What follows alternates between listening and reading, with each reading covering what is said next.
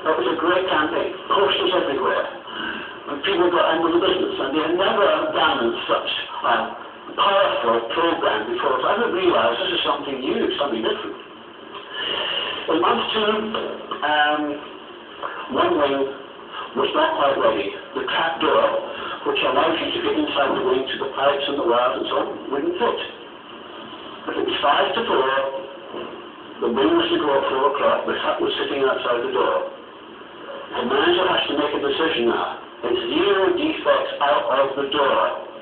The trap door does not fit. What will I do? We have this great campaign. Everybody will be watching. What will I do? This is a decision for me tonight. What do you think he did? What do you think he did? He kept it to set an example. Well, many people think he kept it because he used to set an example after this great campaign. He ought to hold it back. Many people think he held it back because it wasn't right. Hang on. Many people think he still sent it. Hands up. He sent it. Why did he send it?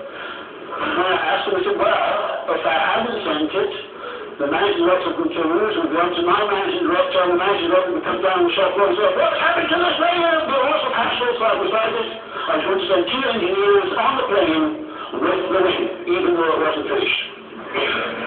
Now, that's a signal which is much bigger than the whole campaign. Because what that says to the people is, it's our words. We don't really need it. What counts is getting it out of the door. Quality only if you can manage it. That's serious.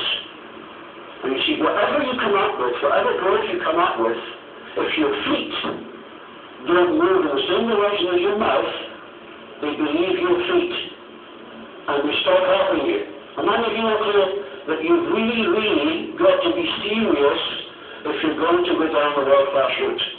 Because within 3 weeks of starting, a test will occur, and the employees are all watching to see what you do.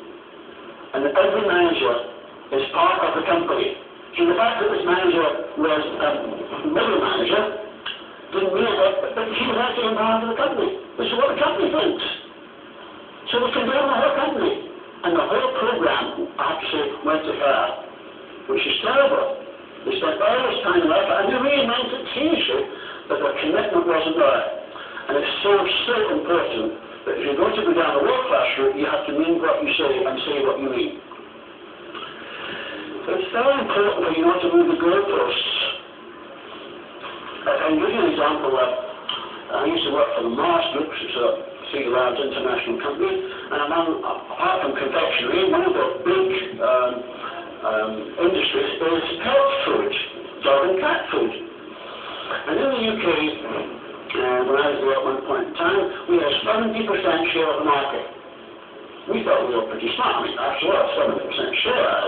The next competitor, 15%. Well, 50%, we are pretty marvelous, really. And we stuttered a bit, because we were pretty terrific, we thought. And another group of boys, we thought, we're going to get terribly fat and complacent if we don't think about continuously improving. So what are we going to do? So we tried 2 things. First of all, we've been set aside a productivity objective, which is slightly better than what we've done so far. So we set a 9% year-on-year productivity goal every year for the following 10 years. Why 9? Because we had done 7 the previous year. Simple as that. Nothing complicated.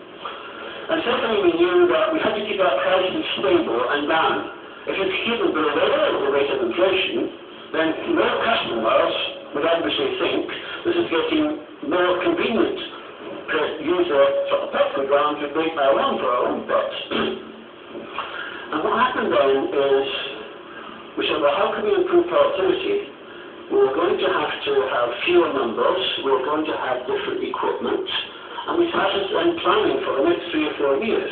We told our people, there's not going to be as many jobs here. But none of you are going to lose your job, we're not going to fire anybody. We might offer packages, if you want to go, but you'll always have a job here if you want one. It may not be the same job, but you'll still have a job. And secondly, we're going to cut prices. So how are we going to do that? Well, one of the biggest costs is the can. I presume you have dog and cat food in cans here, do you? Yeah. And you'll notice that perhaps that fruit cans are in three pieces. There's a body and there's a top and a bottom. And that's a proper three-piece can. And you notice that some beverage cans are only two pieces. There's only one top. That's because it's punched out of a piece of metal and then the top added on top. And we knew that if we went to two-piece cans, we could save a lot of money. In fact, it was the only way we could keep prices down. So we asked our current big companies who supply us with cans. This was billions of cans. I mean, we were the biggest user of cans in Europe. And the two companies said it's too expensive to move from three-piece cans to two-piece cans. We can't install the equipment. So we were going to be put off. And it pressed us into, well, how are we going to do that? And we make cans ourselves. We didn't want to do that. So we approached British American Tobacco and said, you want to get out of tobacco? Would you like to make cans? Oh, make cans. We don't know how to do it. We'll show you how to do it. We'll solve the first two lines for it. We'll take all you can produce in the first 2 years. After that, you'll have to be competitive. You want to do it? Yes. As soon as they said yes, the other two big companies said, oh, we can't install that equipment after all.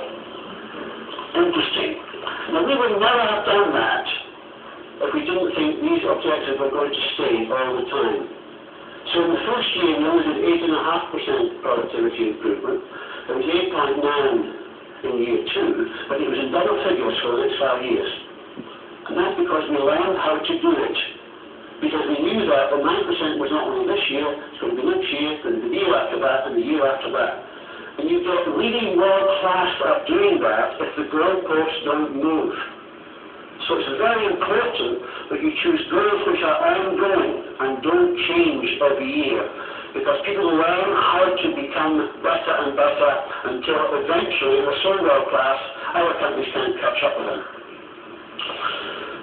It's useful always to measure how are we doing and to indicate to your people how you are doing against the goals that you've chosen and you want them to help you with. And also, there was opportunities for celebration when you win. That's important. I can just take one very simple example, again from the management, when we hit, I think it was £500 million worth of sales a few years back. So we gave everybody a present. And it was a wallet from men, it was a purse for the ladies, very nice, Laura, and we didn't tell them this, but we put a £10 note inside it. So when you're, oh, very nice, well, thank you very much. Never ask for it. We want you to feel part of a successful business. Now that's an important feeling. To step inside your business and feel, this is where I feel successful with this company. So when you're setting these simple goals, which everybody can help you with, celebrate success and enjoy it on the way up the ladders. Celebrate every step on the ladder as you progress. People love the feeling. Now what I'd like you to do, if you don't mind, yes, let me just add one item. Here's an example of a company called Revolusi. They're an American company. They make plastic basins, they make rubber products. A simple company. And you know they won the most admired company in the US in 1995. And they're committed to innovation. Admired company.